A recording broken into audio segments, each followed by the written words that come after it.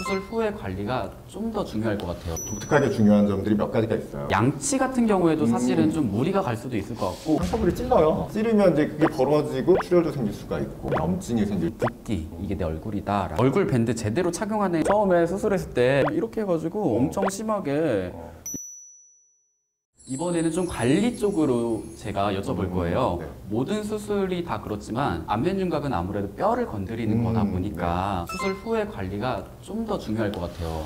그렇죠. 중요하죠. 뭐 다른 네. 수술들도 중요하지만 독특하게 중요한 점들이 몇 가지가 있어요. 보통 이제 입속으로 일단 수술을 대부분 하거든요. 그 상처가 입 안쪽에 있죠. 네네. 드시는 게 처음에 불편해요. 그리고 한 1, 2주 정도는 뭐 죽식 뭐 이런 걸 드시라고 해요. 한 2, 3주 지나면 일반식이가 가능한데 네. 일반식이 하실 때도 한 3개월까지는 너무 딱딱하거나 질긴 거는 좀 피하셔라. 그 양치 같은 경우에도 사실은 좀 무리가 갈 수도 있을 것 같고, 그렇죠. 네, 저도 수술을 해봐서 알지만 입이 사실 잘 안 벌어지잖아요. 안 벌어질 수 있어요, 네. 처음에. 근데 또 보시는 분들은 그게 굉장히 궁금하실 것 같아요. 맞아요. 양치는 어떻게 하는지. 그래서 한 일주일 정도는 가급적 이제 가글을 하시라고 해요. 왜냐면 원래 수술을 받기 전처럼 이렇게 막 하두면 상처부를 찔러요. 찌르면 이제 그게 벌어지면 출혈도 생길 수가 있고, 맞아요. 자칫하면 그 벌어진 공간으로 뭐 이물질이 들어가면 염증이 생길 수도 있어서 사실은 가글을 열심히 하라고 해요. 또 하나는 이제 안 드실 수는 없으니까 드시잖아요. 그러니까 드시는 중간에는 여기 실밥이 아직 있을 시기거든요. 그 실밥에 음식물이 끼면 아무래도 위생상 안 좋을 수 있어서 가글을 열심히 하라고 해요. 근데 이제 한 일주일 정도 지나면 답답하시죠. 이 치아를 못 닦으니까. 그쵸. 가글만으로는 이제 부족하거든요. 그러면 이제 어떻게 얘기 드렸냐면 짧은 칫솔. 네네. 짧은 칫솔에 부드러운 거, 네. 보통 애기용 칫솔을 사용하라 그러거든요. 네. 그래서 치아 부분만 이렇게 조심스럽게 닦아주시라고 얘기를 해요. 그러니까 좀 주의해서 닦으라고. 네네. 그러면은 뭐 크게 문제는 없죠.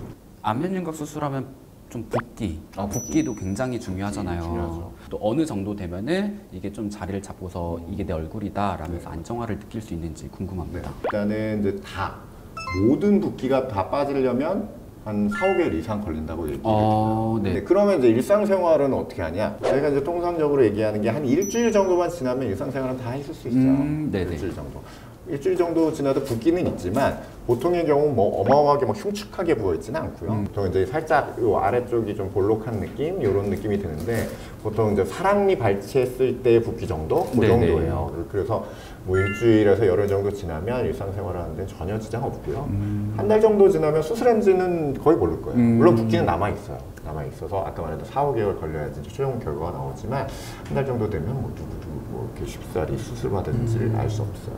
붓기 걱정하시는 분들이 많을 텐데요. 전문가가 추천하는 붓기 케어하는 방법, 이렇게 하면 좀 빨리 빠진다 하시는 게 있을까요? 있죠. 제일 중요한 게 처음은 아이스팩이에요. 아이스팩. 그쵸. 얼음찜질. 저는 진짜 눈사람 될 때까지 했거든요. 얼음찜질 중요합니다. 왜냐하면 얼음찜질의 역할은 뭐냐면 혈관을 수축시키는 거거든요. 이게 처음에 수술하면 어쩔 수 없이 약간 미세한 출혈도 있고 또 체액이라고 몸속에서 체액들이 막 나와요. 근데 얼음찜질이 되고 있으면 그게 이제 수축이 되면서 덜 쌓이게 되는 거죠. 물이 덜 들어오는 거예요. 그럼 붓기가 이제 덜 하거든요. 두 번째는 초기에는 좀 압박붕대 같은 것도 중요해요. 네. 압박을 해줘서 뭔가 이렇게 덜 나오게 하는 것. 그러니까 혈관을 눌러주는 역할이라고 보시면 네네. 돼요. 그래서 압박과 그다음에 냉찜질. 이게 이제 처음에 붓기를 덜 하기 위한 방법이고요. 그 다음에 이제 한 3, 4일 이상 지나면 그 다음에는 다 부었어요. 더 이상 더 붓지는 않아요. 네네. 네, 더 붓지는 그게 맥시멈이라고 보면 되고, 그럼 그 다음에 이제 빼는 건 어떻게 빼냐? 한 일주일 정도 지났다면 그 다음부터는 아이스팩은 전혀 소용이 없어요. 그래요? 오히려 붓기를 덜 빠지게 할 수도 있어요. 왜냐면 그때 이제 달라지는 거죠. 얘는 이제 물이 차 있다가 이게 나가야 되는데 네네. 아까 말했던 아이스팩을 하면 혈관이 줄어들기 때문에 나갈 데가 없어요. 그러면 계속 부어 있는 거죠. 그렇기 때문에 그때는 약간 미지근한 찜질이 좋아요. 온찜질을. 온찜질. 일주일 정도 지나면 온찜질을 하시는 게, 왜냐면 그럼 이제 혈관이 확장되면서 이제 빠져나가는 거죠. 네. 그래서 뭐 림프관도 확장되고 그래서 온찜질을 하는 게 중요하고요.